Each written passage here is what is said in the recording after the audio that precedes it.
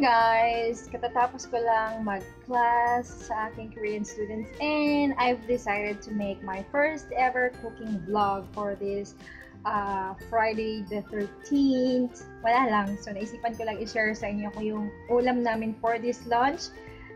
This is what you call sweet and sour pork.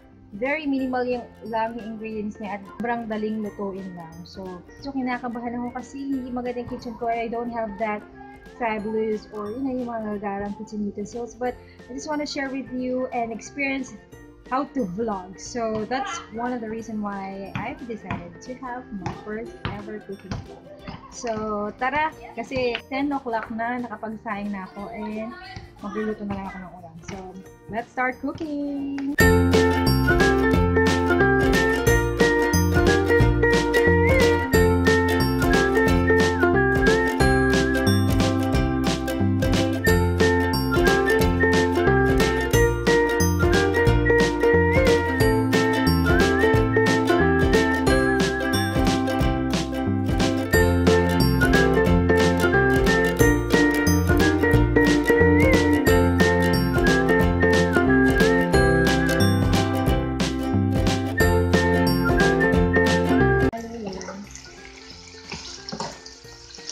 Madali na lang tumalito kasi luto na yung tusino nyo.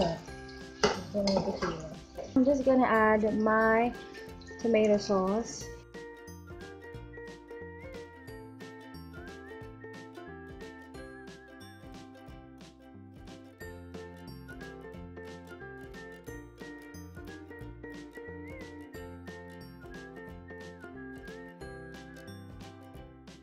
Magic sarap. Also, itong recipe na to ay malasa na siya.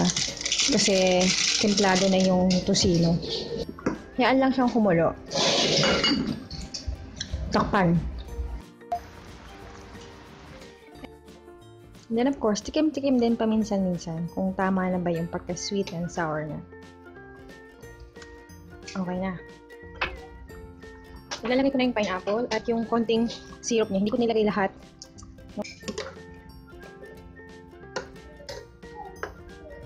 Mga after a minute luto na to.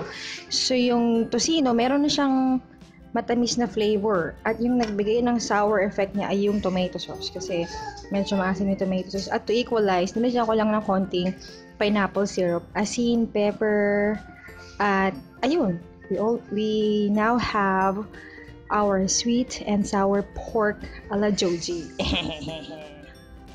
So, konting kulo na lang and we're done. Ayaw nating masyadong mahusay yung pineapple. Okay na. Luto na siya.